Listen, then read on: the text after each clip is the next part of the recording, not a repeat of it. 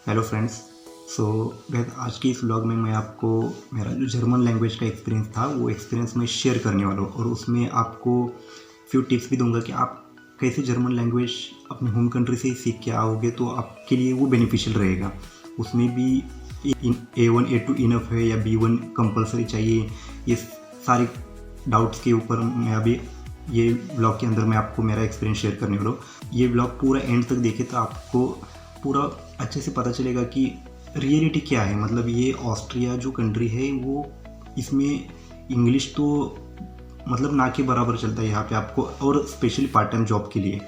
Okay, क्योंकि यहाँ पे सबसे इम्पोर्टेंट जो लैंग्वेज है वो जर्मन लैंग्वेज है। बहुत सारे जो लोकल्स या जो भी रेस्टोरेंट हो गए या बड़े बड़े रेस्टोरेंट्स में भी आपको जर्मन लैंग्वेज कंपलसरी पूछते ही है वो लोग। ओके, सो और स्पेशली वियना छोड़ के अगर दूसरा कोई सिटी रहेगा आपका, जैसे लीन्स हो गया, ग्रास हो गया, अपर ऑस्ट्रिया हो गया, वहाँ पे तो आप विदाउट जर्मन भूल ही जाओ। जॉब एक तो पार्ट टाइम जॉब मिलना बहुत मुश्किल हो चुका है, क्योंकि बहुत सारे स्टूडेंट्स आ रहे हैं, कंपटीशन नेक्स्ट लेवल का हो गया है यहाँ पे। और अगर आपके पास उसमें कोई भी आपकी कमी रहेगी, जैसे आपके पास लैंग्वेज नहीं है, तो आपको कंसिडर भी नहीं करेंगे मोस्टली।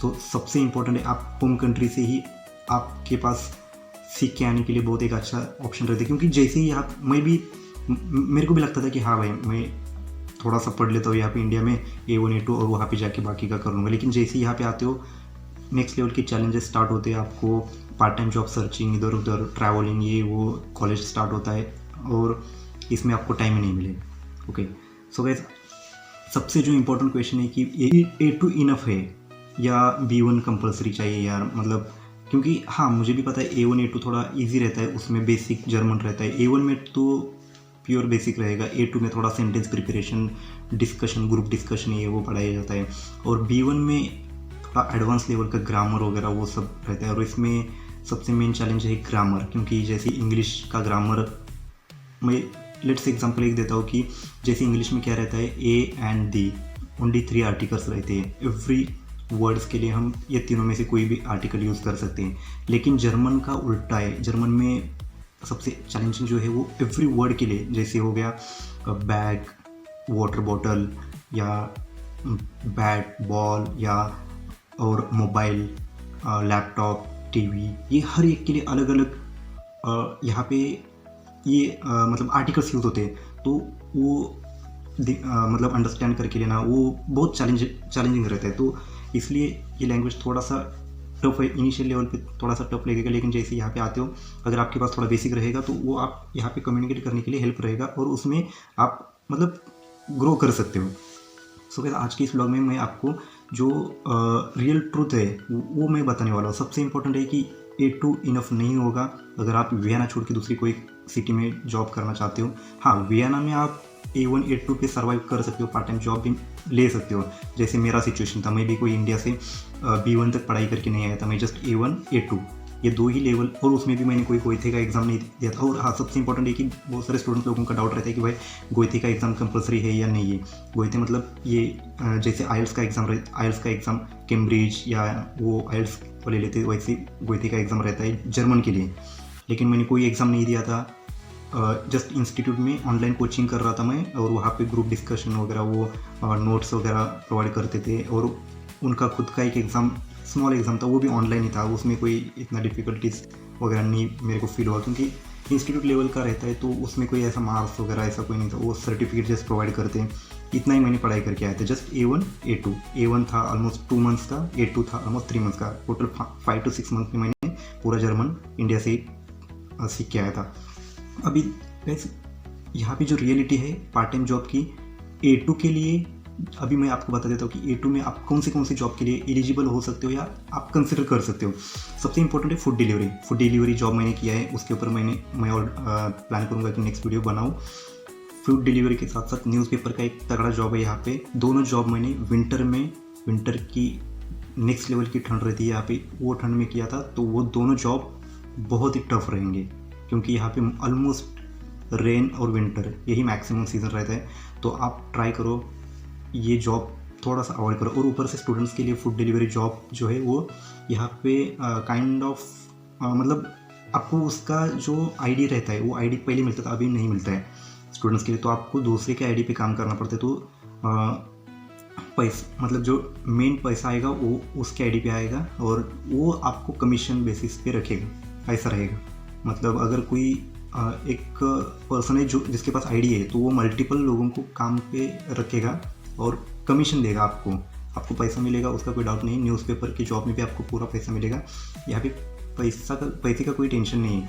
जस्ट आपको डिफ़िकल्टी लेवल को अंडरस्टैंड करके वो डिसाइड करना है कि आपको कर सकते हो या नहीं कर सकते हो ऐसे। उसके बाद वेयर हाउस में आप थोड़ा सा ऊपर नीचे करके आप थोड़ा सा करके कर सकते हो, A1 A2 में मैनेज कर सकते हो। किचन हेल्पर में आपको जैसे किचन रेस्टोरेंट हो गया या होटल हो गया या बार हो गया या मैकडी या जो भी छोटे छोटे रेस्टोरेंट्स होटल्स रहते हैं उसके अंदर किचन हेल्पर के लिए आप कर सकते हो। लेकिन उसमें भी आपको थोड़ा सा पहले एटलीस्ट इनिशियल लेवल पे आपको कम्युनिकेट करना, मतलब वो क्या बोल रहा है। किचन में जो शेफ़ रहते हैं, मतलब जो भी जो मेन जो काम करने के लिए रहते हैं, तो उनको वो मोस्टली अगर लोकल भी नहीं रहेंगे तो भी ये तुर्की ये वो इधर की कंट्री के रहते, तो उनको भी इंग्लिश नहीं आता, वो लोग भी इंग्लिश में प्रेफर नहीं करते बात करना, तो वो लोग भी जर्मन में ही बात करते, तो वो लोग पहले आपको बता देते हैं। और सबसे इम्पोर्टेंट है कि जब रश रहेगा तो आप नोटिस हो सकते हो, अगर आपको समझ में नहीं आया वो क्या बोल रहा है जर्मन में तो आप नोटिस हो सकते हो, तो आपकी जॉब के ऊपर भी क्वेश्चन आ सकते हैं। तो वो टास्क देते हैं, किचन हेल्पर में आपको टास्क देगा, ये ऐसा ऐसा कटिंग करना है, ये ऐसा ऐसा करना है, ये इसको ऐसा करना है, और ये होने के बाद ये करना है, ये होने के बाद ये करना है, ऐसा बता देगा वो और निकल जाएगा। उसके बाद आपको वो खुद करना है सब कुछ। ओके, उसके बाद क्लीनिंग की जॉब में आपको कोई लैंग्वेज का और वहाँ पे इतना कोई कम्युनिकेशन करने की ज़रूरत नहीं, क्योंकि एक बार टास्क देते आपको अच्छे से उनका जो स्टैंडर्ड है यहाँ पे बहुत इंपॉर्टेंट है। आपको क्लीनिंग की जॉब में भी प्योर प्रोफेशनली काम करना पड़ता है। वो जो लिक्विड्स रहते हैं, मल्टीपल लिक्विड्स वहाँ पे लगाए रहते हैं, तो कौन सा लिक्विड यूज़ करने का, कौन से लिक्विड में कितना परसेंटेज वो डालने का, वाटर वगैरह वो मिक्सचर करके फिर वो मशीन से करना होता है क्लीनिंग। अगर फ्लोर पे करना है तो, या अगर मिरर वगैरह वो उसके लिए कौन सी लिक्विड, हर एक के लिए अलग अलग लिक्विड रहते हैं। हैंड वॉश के लिए अलग लिक्विड रहेंगे, वॉशरूम के लिए वहाँ के लिक्विड्स अलग रहेंगे, तो आपको अच्छे से वो समझ के करके करना पड़ेगा। उसके बाद कोई इंडियन रेस्टोरेंट्स या एशियन रेस्टोरेंट्स रहते हैं, वहाँ पे थोड़ा चल सकता है, क्योंकि वहाँ पे अगर कुछ एम्प्लॉयज़ इंडियन या एशियन रहेंगे तो थोड़ा सा इंग्लिश हिंदी में आपको एडजस्ट करके ले लेंगे। उसके बाद बेसिक सुपरमार्केट जो वर्क रहता है, जहाँ पे कोई लैंग्वेज का इतना कोई कनेक्शन नहीं आता, वहाँ पे आपको चांसेस रहेंगे। लेकिन हाँ, जॉब इसके डिसएडवांटेज मैं आपको बता देता हूँ कि A1 A2 में आपको बहुत ही हार्ड वर्क करना पड़ेगा जॉब सर्चिंग के लिए। ओके, क्योंकि हमें पता है हम एशिया से जो है अभी यूरो का रेट भी बढ़ रहा है, तो और भी मुश्किल हो रहा है अपनी होम कंट्री से जो फीस या पेमेंट या जो भी आपको पैसा यहाँ पे लगेगा वो प्रोवाइड करने के लिए बहुत ही मुश्किल हो रहा है धीरे धीरे। कम्युनिकेशन इश्यूज आ सकते हैं, तो सबसे इम्पोर्टेंट है कि आपको लैंग्वेज अगर A1 A2 में है तो आपको बहुत ही चैलेंजिंग होने वाला है, आपको बहुत ही अच्छे से स्ट्रगल करना पड़ेगा जॉब सर्चिंग के लिए। मैं ऐसा नहीं बोल रहा हूँ कि नहीं मिलेगा, मैं खुद कर रहा हूँ। A1 A2 B1 का मैंने कोई क्लास ज्वाइन नहीं किया, मेरा प्लान था इंडिया में, लेकिन मेरा वीज़ा वगैरह वो सब थोड़ा हो गया, मैं IELTS का प्रिपरेशन भी कर रहा था, तो मेरे पास इतना टाइम नहीं मिला, तो मैं डायरेक्टली A1 A2 करके फिनिश करके यहाँ पे आ गया। उसके बाद कंपटीशन नेक्स्ट लेवल का रहेगा, आपको कंपटीशन में आपको बहुत मेहनत करना पड़ेगा A1 A2 पे। अभी हम बात करेंगे कि B1, अगर आप अपने होम कंट्री से अगर B1 पढ़ के आते हो, जैसे आपने एटलीस्ट A1 A2 अच्छे से किया और B1 का जस्ट ऑनलाइन कोर्स वगैरह थोड़ा सा करके भी आओगे, ग्रामर वगैरह थोड़ा बात करके, या और सबसे इम्पोर्टेंट है कि आपको इसमें भी 4 मॉड्यूल रहते हैं, जैसे ELRWS IELTS में रहता है, इसमें भी लिसनिंग, रीडिंग, राइटिंग और स्पीकिंग यही रहता है। तो आप आपके कोचिंग सेंटर को बोल सकते हो कि B1 में मुझे मैक्सिमम फोकस स्पीकिंग पे करना है, क्योंकि यहाँ पे आपको कोई सर्टिफिकेट नहीं पूछेगा, यहाँ पे आपको कोई भी आपके पास लिसनिंग में कितना मार्क्स है, रीडिंग में कितना है, राइटिंग में कितना है, जैसे एडमिशन के लिए पूछते हैं वैसा कोई भी पूछने वाला नहीं है, जस्ट आपका स्पीकिंग पूछने वाला है यहाँ पे, बाकी कुछ नहीं टेस्ट करेगा। और इंटरव्यू में टेस्ट कर लेते हैं ये लोग। ओके, और अगर आपके पास B1 रहेगा तो इंटरव्यू के चांसेस अच्छे रहेंगे। आपको पहले टेलीफोन राउंड पे अगर आपको आपने बता दिया कि हाँ मैं B1 तक मैं पढ़ के आया और मुझे इतना इतना आता है, तो आपके चांसेस अच्छे रहेंगे कि आपको वो इनवाइट करें फर्दर इंटरव्यू के लिए, फाइनल इंटरव्यू के लिए। उसके बाद कस्टमर इंटरेक्शन जॉब जो रहते हैं वो उसमें थोड़ा अच्छा चांस रहता है। जैसे आप ग्रोसरी स्टोर में जाओगे या कोई भी रेस्टोरेंट में जाओगे तो वहाँ पे बहुत सारा कम्युनिकेशन का भी जॉब्स रहते हैं, जैसे कस्टमर इंटरेक्शन वगैरह या कैशर्स के जॉब हो गए। यहाँ पे आपके चांसेस बहुत हो जाते हैं। वो जॉब्स थोड़े मतलब हार्ड वर्क वहाँ पे थोड़ा सा कम हो जाता है एज़ कम्पेयर टू नॉर्मल जो किचन हेल्पर हो गया या बाकी जो क्लीनिंग वगैरह वो जॉब है उन as compared to those jobs, इसमें थोड़ा सा हार्ड वर्क कम रहेगा। ओके, उसके बाद कैफ़े, सुपरमार्केट्स, उसमें भी आपके चांसेस बढ़ जाते हैं। ईजी इंटरेक्शन कर सकते हो, कॉन्फिडेंस आप मतलब बोल सकते हो कि भाई B1 तक मैं पढ़ के आया हूँ, मुझे तो थोड़ा आपको जॉब सर्चिंग के लिए हेल्प हो जाएगा।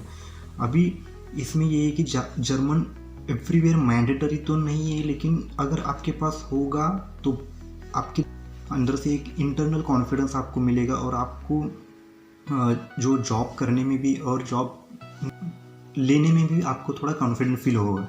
और अगर आपके पास जर्मन नहीं है तो सबको पूछोगे, जो स्टूडेंट्स लोग हैं यहाँ पे एक दूसरे से इंटरेक्शन करते हैं, डिस्कस करते हैं कि यार मेरे पास तो जर्मन नहीं है, तो वो अंदर से एक फील होता है कि और मैं जॉब नहीं सर्च कर पा रहा हूँ। और यहाँ पे बहुत सारे स्टूडेंट ऐसे हैं जो एक साल भी हो गया जिनके पास जस्ट जर्मन की वजह से, जिन्होंने A1 A2 भी नहीं किया था, डायरेक्टली आ गए थे यहाँ पे, वो लोगों को ऑलमोस्ट 5-6 महीना 1 साल भी हो गए, अभी तक जॉब नहीं मिला है। और कुछ ऐसे भी स्टूडेंट्स हैं जिन्होंने फर्स्ट 1-2 मंथ में ही जॉब पाए, ऐसे भी कुछ स्टूडेंट्स हैं।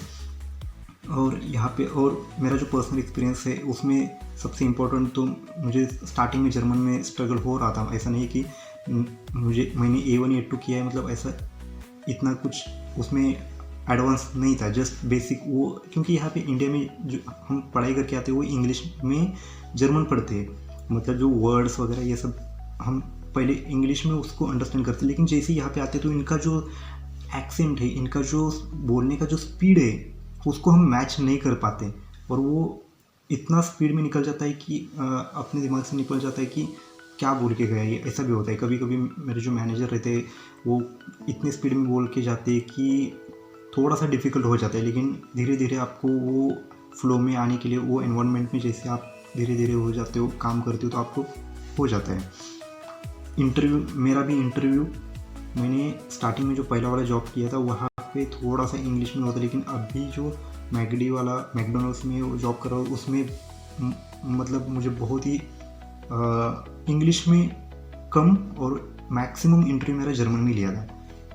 उसको जस्ट ये टेस्ट करना था कि इसको कितना जर्मन आता है और क्या क्या बोल के आता है। लेकिन इंटरव्यू भी आप जर्मन में, वो जो कोचिंग करते हैं वो लोग सिखा देते हैं आपको कि इंटरव्यू में क्या क्या बोलना है और क्या क्या नहीं बोलना है। यहाँ पे नॉर्मली रहेगा आपका इंटरव्यू, इतना टेक्निकल ऐसा कोई हम बड़ा काम नहीं करे कि यहाँ पे आपको कुछ एडवांस लेवल का जर्मन पूछेंगे। जस्ट बेसिक वर्ड्स रहते हैं, वो जो रिपीटेड वर्ड रहते हैं वही पूछते हैं लोग।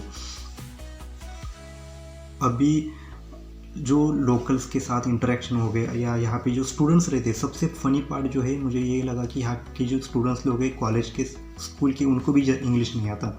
वो लोग भी प्रेफर ही नहीं करते, अगर आता भी है तो बहुत ही ऐसा छोटा छोटा, और उनको इतना हमें मतलब मेरे अभी यहाँ पे मैं स्टायर में रहता तो वहाँ पे भी स्कूल के फ्रेंड्स हुए थे मेरे, जिन्होंने मेरे को पार्ट टाइम जॉब के लिए वगैरह हेल्प किया था, तो उनको इंग्लिश में बहुत ही धीरे धीरे बोल के ऐसा समझाना पड़ता है। तो हमें भी मतलब वो फ्रस्ट्रेटेड फील होता है कि यार कैसे समझो इसको, मैं अभी मुझे तो जर्मन नहीं आ रहा है, तो मैं इसको इंग्लिश में थोड़ा थोड़ा बोलूँगा तो उसको समझ में आएगा नहीं आएगा, बहुत मुश्किल है बहुत। अभी विदाउट B1 आप जॉब पा सकते हो, ऐसा नहीं कि इम्पॉसिबल है, पॉसिबल तो है, लेकिन आपको हार्डवर्क बहुत करना पड़ेगा इसमें। लेकिन A1 A2 इनफ तो है, लेकिन आपको अगर अच्छा रिजल्ट पाना है तो आपको B1 तक कंपल्सरी जाना पड़ेगा। सो गाइस, यही था मेरा जो जर्मन लैंग्वेज का एक्सपीरियंस। इसके बाद और भी आपको अगर कुछ डाउट्स रहेंगे, जैसे बाकी जॉब कैसे पाना है और मतलब आप डिफरेंट जॉब के लिए कैसे प्रिपरेशन कर सकते हो, तो आप डायरेक्टली मुझे जैसे सोशल मीडिया जैसे इंस्टा से आप डायरेक्टली मुझे कनेक्ट कर सकते हो। मैं पूरा कोशिश करूँगा कि आपको मेरे से जितना हो सके उतना मैं पूरा कोशिश करूँगा कि आपको हेल्प हो जाए। और भी आपको अगर कोई डाउट रहेंगे या और भी क्या क्या इन्फॉर्मेशन चाहिए, जैसे ऑस्ट्रिया में एडमिशन से लेके पूरा पार्ट टाइम जॉब तक, अब जो भी आपको कोई डाउट्स रहेंगे तो आप कमेंट कर सकते हो। मैं पूरा कोशिश करूँगा कि उसके ऊपर वीडियो बनाऊँ और आप तक इन्फॉर्मेशन प्रोवाइड करूँ।